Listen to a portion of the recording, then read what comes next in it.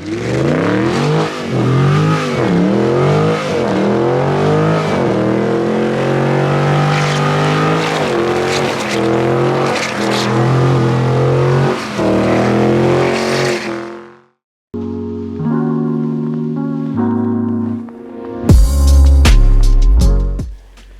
what's up guys? Welcome back to the channel and welcome back to another video. Today is Christmas Day, so happy holidays to everyone. I hope everyone's staying safe and hopefully we get through this year and it's gonna be a better year next year. So today we're actually not doing any work on the red eye. We're gonna hold off on that until tomorrow. I'll be back in the garage working and hopefully it'll stop snowing because it's gonna be snowing all day today. The plan was to take the car to my cousin's shop where I started the build, if you guys remember those videos. So we're gonna take it down there tomorrow, that way I can work. The garage is really messy and it's not really spacious, so I can't really open the doors in here. But today's video, we're gonna be installing a kill switch. If you guys remember on my last video, I ordered a kill switch kit, that way I can install it on all my cars. Just to be safe. You never know what happens, especially what happened with my brother's car. You always want to be extra careful. So my cousin has a 2020 Dodge Charger Scat Pack, so I thought it would be a good video to show you guys how to do the install on his. I'm not charging him, of course. I just wanted to do it for you guys and show you how to install it. This you can buy all off Amazon. Only problem is you cannot buy it in like singles. So this wires, you have to buy them in 6-packs. This over here was about 35 bucks. But if you work with cars and you buy a lot of cars, I mean, this stuff is not gonna go to waste. You can always save it and reuse it. I also bought some heat shrink because I ran out. Bought some solder, and the actual kill switch is right over here. It's just a basic switch. I mean, nothing too fancy. It has 2 wires coming out of it, on and off, and I'll show you guys how to do that. So we're gonna grab some tools. I'll put in my bag. I'm gonna load all the stuff up into the car, and then we're gonna drive down to the shop and get working on the install. And he's working on his own build, which I'll be, of course, building for him soon. And I'll show you guys how that car's looking. And it's gonna be a good day, and we'll see what's gonna happen. But of course, before we leave, I want to give the red eye a cold start. It hasn't been started in over a week, ever since we last shot our last part 10, I believe. So let's give it a cold start, let it warm up, and then we'll head out. The key is so cold that the buttons wouldn't work because the battery's frozen. So I'm gonna have to heat it up for a couple seconds. It's that cold outside. It's about 32 degrees. That should be good. There we go. Let's do it. Let's give it a cold start.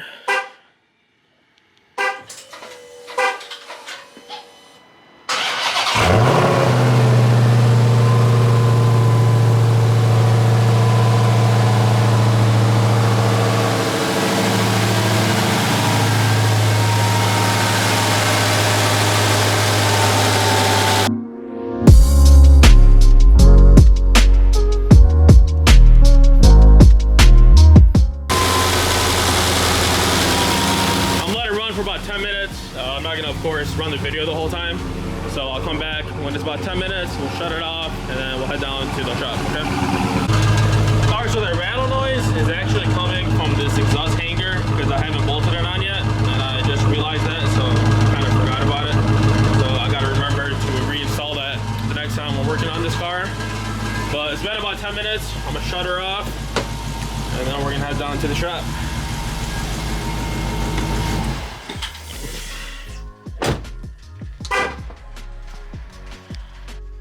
Alright guys, so I got my tools together. I'm gonna kind of show you what's going on here. I got my soldering iron. Again, if you don't have one of these, you could just use a regular torch and melt down that solder to your wire. That also works the same way. I just like to use this because it's a lot more cleaner and it gets the job done quicker. Some wire strippers to strip down your wire. Again, if you don't have one of these, you could just use your side cutters and strip down that wire. I'm gonna use my trim tool because I gotta pop off that panel, which I'll show you when I get there. I got 2 of them just because I don't want to damage the plastic, so if I need to, I'm gonna use this one over here. Some electrical tape, of course, some solder, which I found some spare laying in this bag, and a screwdriver, which is a Phillips. That's the most common screw they use in these Chryslers. And that's it. So nothing too special, nothing too fancy. We're gonna put all this in the car, head down there. All right guys, so we're on the way to the shop. I just wanted to show you how these streets look.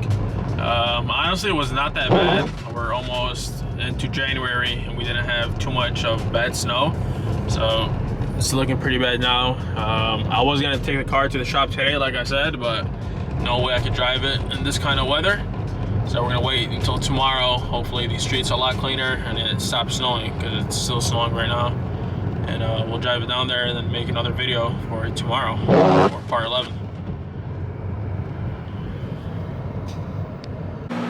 Alright guys, I just got to the shop and I wanted to show you the car that we're gonna start on next. It is right over here. This is a 05 Chrysler 300. He bought this one off an auction. I think it's 05. Yeah, it's a 2005. Had a bad motor. As you can see, they wrote on it, it runs rough. So he went through the process of having someone else strip it down for him, which is completely fine with me. You know, if you want to save you a couple bucks, that's not gonna bother me at all. So he already, I guess, he pulled out the motor and trans, which are right over here. It does have the Hemi in it. So I thought it would be a pretty cool video if I was gonna strip this motor down and show you the issue of the motor was. So we'll probably save that for another video. But he still has a lot of work to do. He still has to drop the rear suspension. He has to, I believe, pull out the harness too. He didn't do that yet. Yep, the harnesses are still in here. So we're probably gonna get started on this beginning of next year. That's when I'm gonna be almost done with my car and I'll have some time to work on someone else's, which is this one. So we're waiting for him to pull up. We're gonna get the car in the garage and start installing that kill switch. So he just showed up because he had a hard time getting through the snow.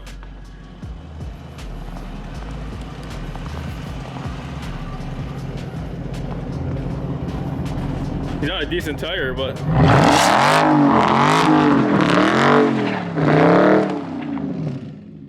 that's what happens when you try to drive a Scat in the winter.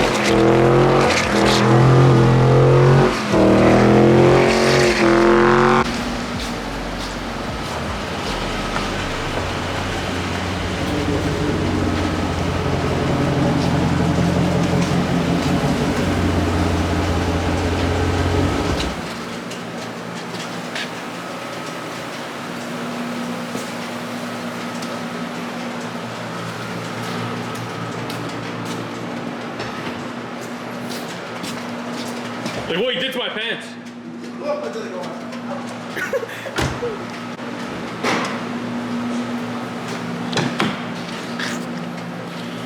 All right, so let's get started.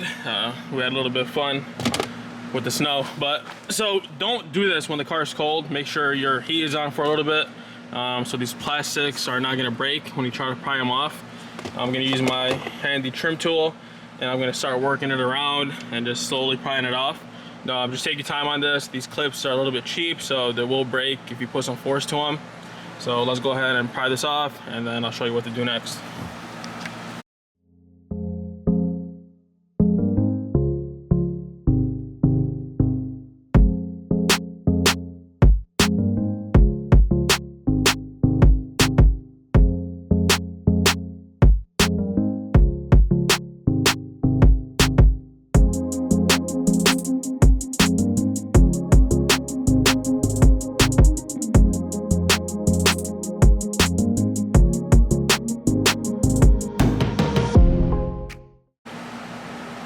All right, so scratch that. I'm not gonna take off the whole switch because the connector is actually longer than what I expected. These switches could be a little bit difficult to work with because there's tabs that hold them on each side and you have to press them in and then pop it off. So I only had enough room to work with the top left one. As you can see how that is moving around, but I didn't want to keep messing with it and then break something, which is not good. So like I said, you have enough room to work with it just the way it is. Just press in this release and then pop it down and it comes out. So the two wires you have to worry about is this red one over here and this black one over here. The red one, of course, is power. The black one's ground. So we're gonna work with the power one. This is the one I like to work with. You could do it to the ground. I think it'll work the same. But I'm gonna take off some of this tape. I'm gonna have more room to work with it. So we're gonna start on this one. I'm gonna splice it and I'll show you how to wire up this switch over here. Of course, I'm not gonna show on video where I'm gonna hide it, just because in case we have someone who's interested in coming to get this car, they're not gonna know where the switch is at. Literally, you can hide it anywhere you want. You could wire it up to the center console, under the radio. You can even take it all the way back to the trunk area. Just wherever you feel is comfortable and someone's not gonna find it as easily, that's where you should put it. And like I said, it doesn't have to be a specific spot. Just make sure you hide it in a spot where it's not noticeable.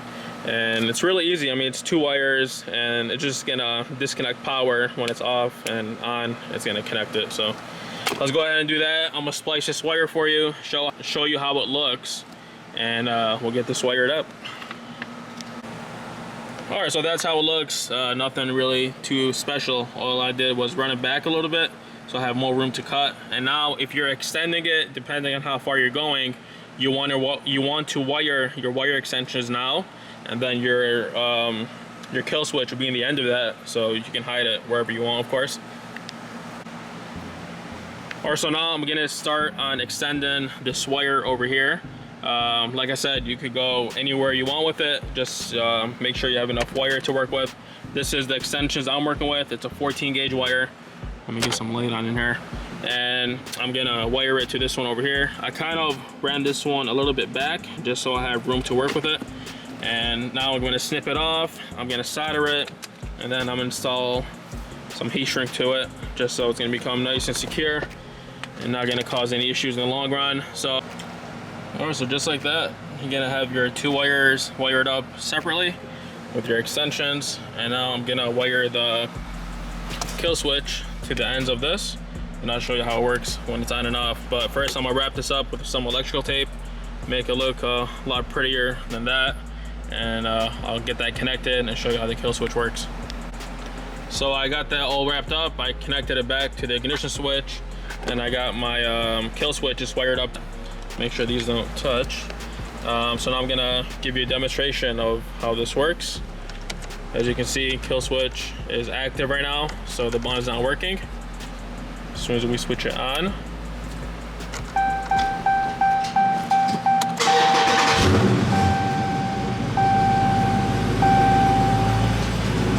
you have no DTCs, nothing. I mean, just like it's like a factory switch. So now I'm gonna shut it back off. I'm gonna route it where I need to put it, and then I'll bring it back in when everything is reinstalled.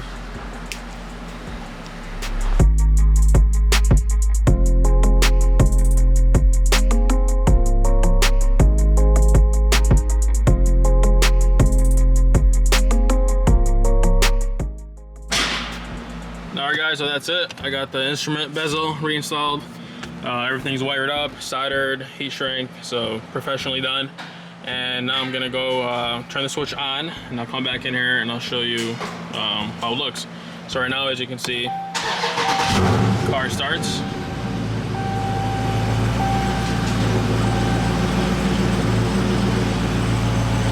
Shut it off. I'm gonna go turn that switch on, and then I'll be right back. Alright, so the switch is on, and now we're gonna try to start it.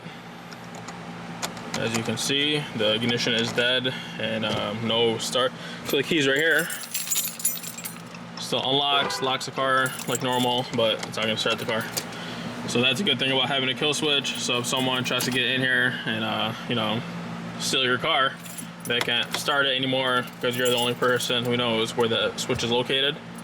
And that was pretty easy. It took me some time because it was my first time doing it, so I had to figure out a way to install it safely and without any shortcuts.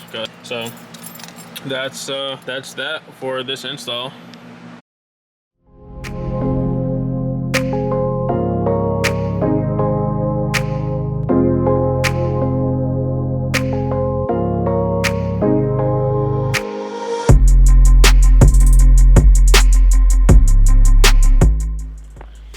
guys, so I made it back to the garage. It did take me a bit longer to get here just because the roads are getting really bad, but I hope you guys learned something off today's video with the kill switch.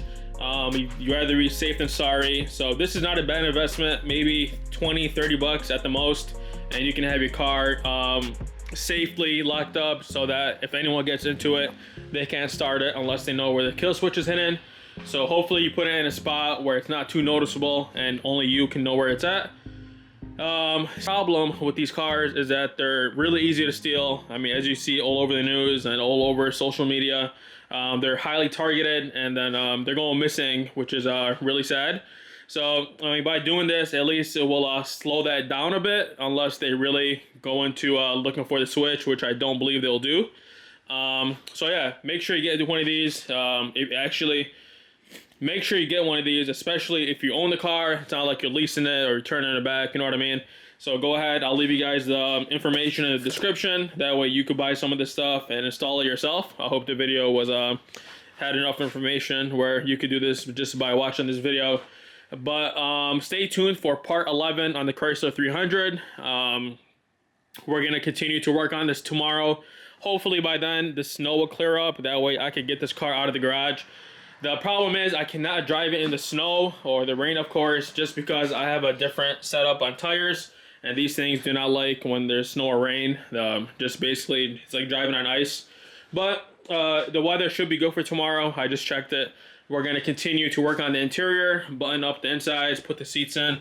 The seats did come in, but they didn't deliver them to the house just because they wanted to ship them to a business. So I had them dropped off at my buddy's place. I'm going to go pick them up tomorrow and then bring them back here. Yeah, so they wouldn't send them out to a residential address for whatever reason. So seats are in, and then the B pillars are right over here, and those are ready to get installed. Those are also done in suede if you watched my first couple videos. But other than that, guys, everything is looking good. Everything is coming on time, and so far so good. So if you watched last video, I told you guys I'm taking the car to a performance shop, which we'll talk about tomorrow. We are going to get some work done to it, make it a little bit faster.